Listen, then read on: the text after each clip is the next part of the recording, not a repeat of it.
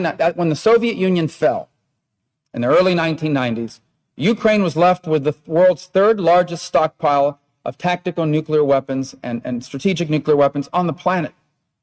But they signed this agreement with the United States, the United Kingdom, and Russia that basically said, if you give up your nuclear weapons, we, these three countries that signed to this, will provide for your defense and assure you of your defense. And so Ukraine did that. They gave up these weapons. Well, now, this was signed in 1994, 20 years later, one of the three countries that signed that agreement hasn't just not provided for their defense, they actually invaded them. And I want to make a point on this for a second. Think about if you're one of these other countries around the world right now that feels threatened by your neighbors. And the United States and the rest of the world are going to you and saying, listen, don't develop nuclear weapons. Don't develop nuclear weapons, South Korea. Don't develop nuclear weapons, Japan. Don't develop nuclear weapons, Saudi Arabia. We will protect you. We will watch out for you.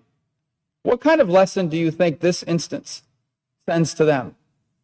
I think the message this is sending to many nations around the world is perhaps we can no longer count on the security promises made by the free world. Perhaps we need to start looking out for ourselves. And that's why the Ukrainian situation is so much more important than simply what's happening in Europe. This has implications around the world.